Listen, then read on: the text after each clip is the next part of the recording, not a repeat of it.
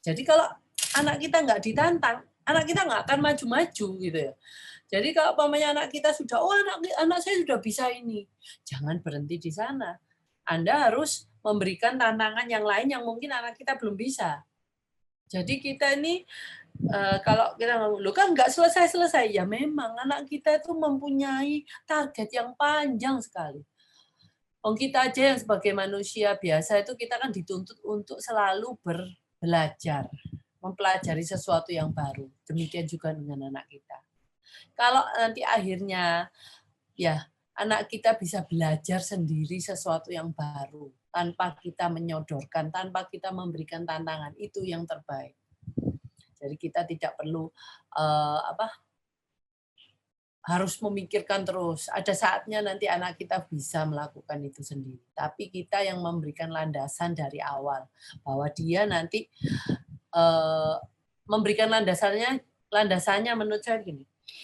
Bagaimana kita menunjukkan ke anak-anak bagaimana cara kita belajar. Nah, dan belajar ini harus terus-menerus. Nah, kalau ini habit ini sudah ada, maka pada waktu dia dewasa, saya pikir dia juga akan terus belajar. Nah, kita yang memberikan landasan track-nya ini dan kebiasaan ini. Nanti akhirnya kita tua, kita bisa duduk di kursi goyang, anak kita sudah bisa melakukan semuanya sendiri. Kita cuma mungkin membantu, memberikan support, memberikan arahan tanpa bantuan secara fisik lagi seperti pada waktu mereka kecil. Nah, ini kegiatan yang untuk anak hiper, peregangan yoga. Jadi cuman bukan kegiatan fisik yang sangat ekstrim seperti olahraga. Ini cuma yoga itu kan ada untuk kalau kita sebelum exercise kan kita ada pemanasan. Nah, jadi stretching untuk menggerakkan otot dan persendian dengan cara yang rileks. Itu salah satunya dengan peregangan yoga.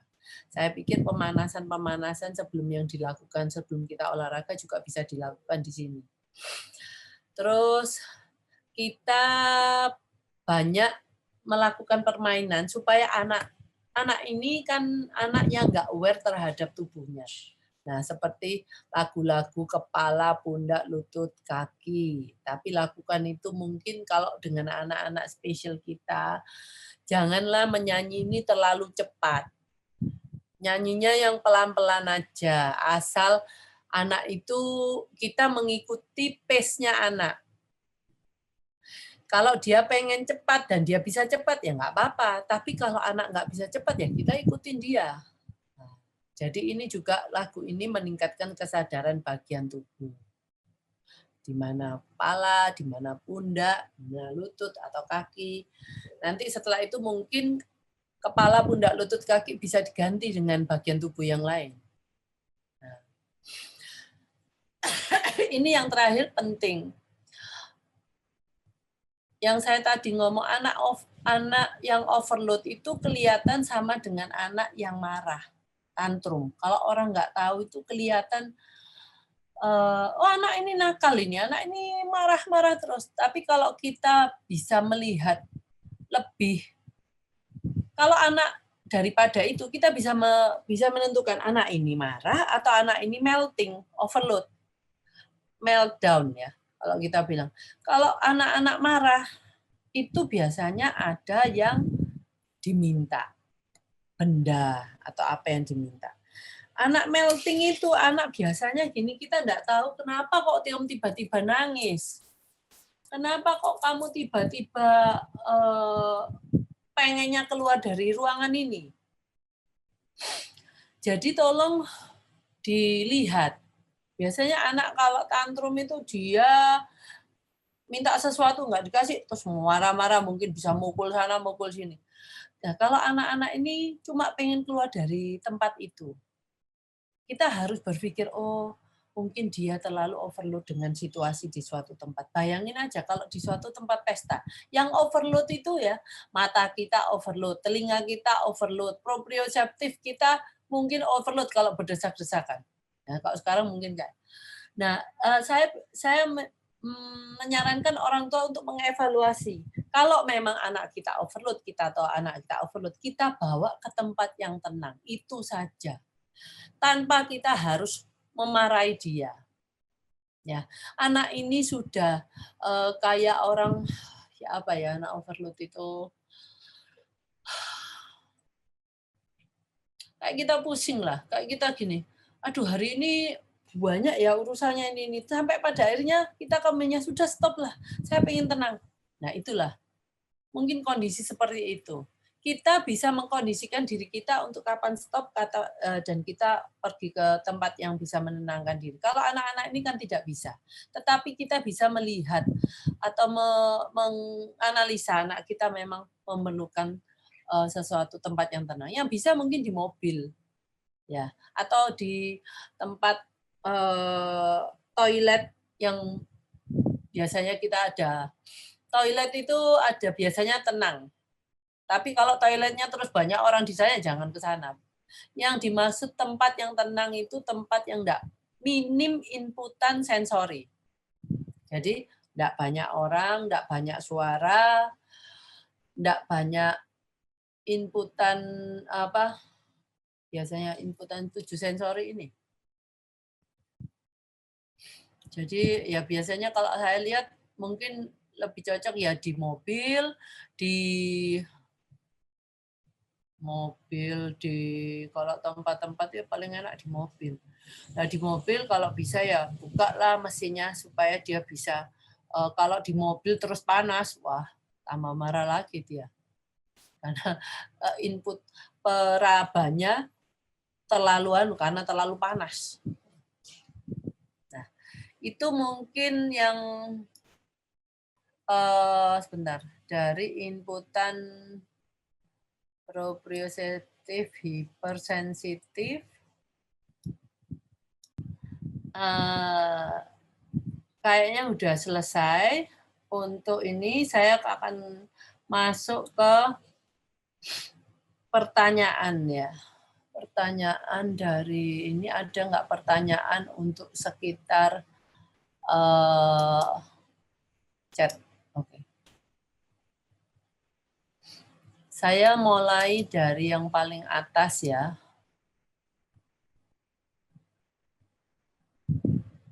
Oke, terima kasih oleh Mama Alice dari Sragen Jateng untuk kehadirannya.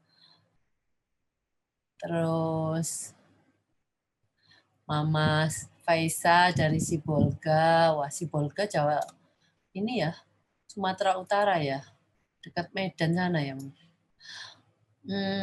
Untuk Bu Rosnawati Deski juga, untuk Bu Lili Makmur,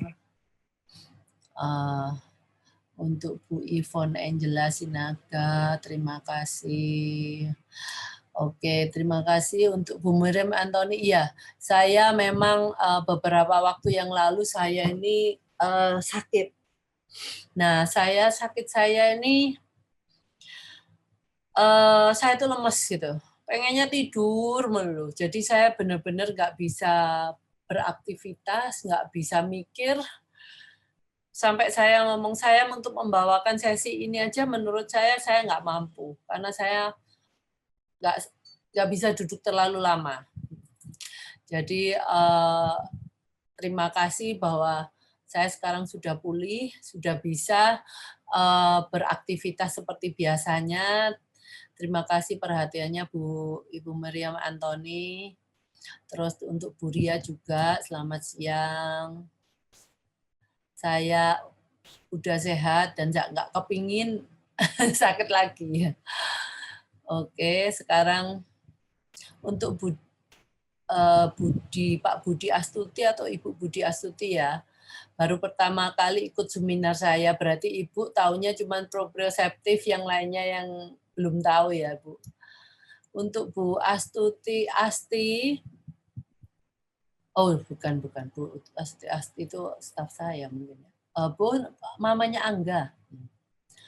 Ya, ibu-ibu kalau bisa di seminar saya atau di seminar Dokter Ali itu kita punya support team yang mau membagikan produknya untuk peserta dan memberikan support beberapa produk yang kita bagikan dan tiap minggu kita announce. Oke, ini mereka orang tua yang mendaftar. Bentar saya. Oke. Untuk dari mana ya? Nabila, jam mana yang mulai pertanyaan? Dari jam 3:03, Bu. Jam lebih 3. Bu Ivon Angela kayaknya ya.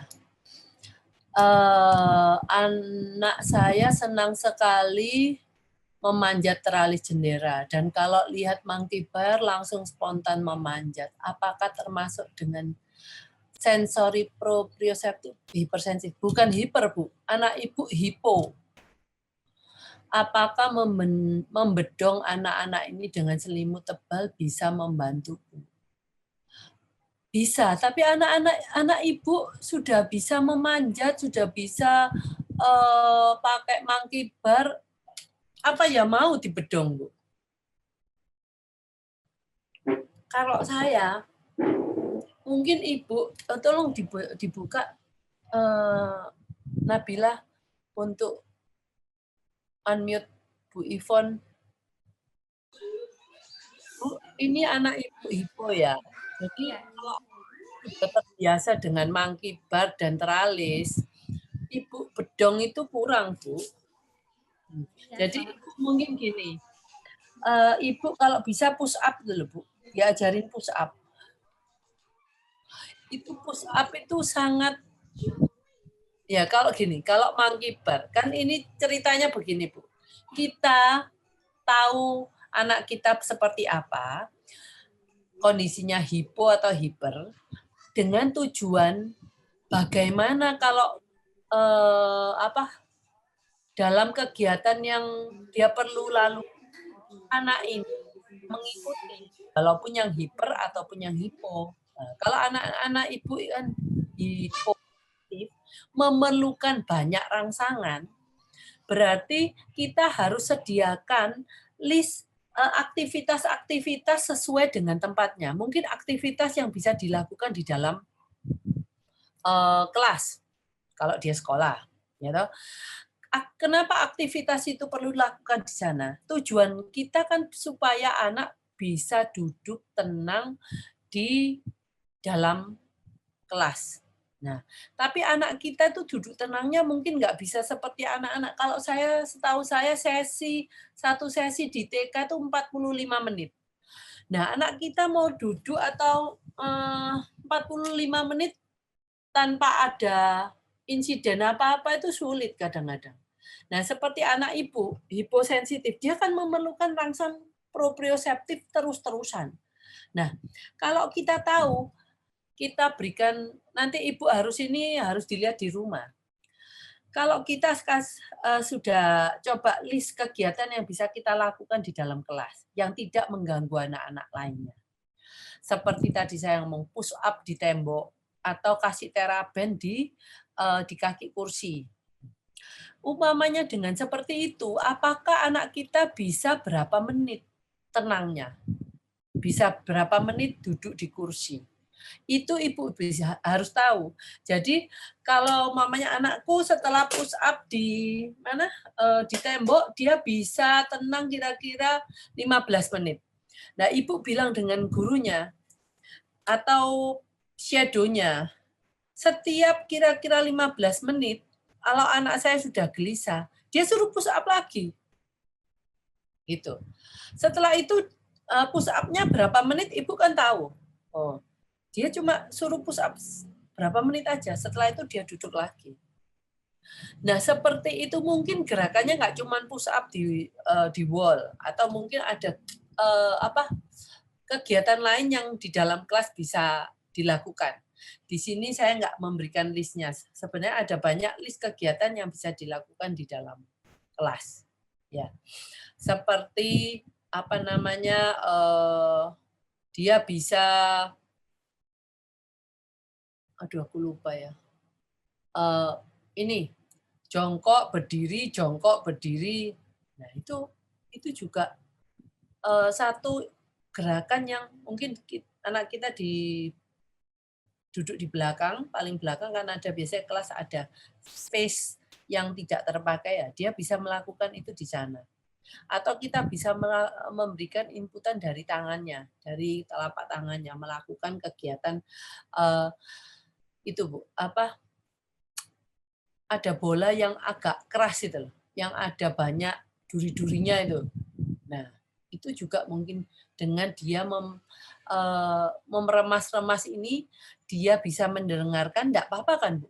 Kalau dia anak duduk, meremas-remas mungkin fidget satu benda yang di dalam setangan, ukuran tangan, sambil mendengarkan guru di depan. Nah, itu kan saya pikir guru-guru tidak akan keberatan. Gitu.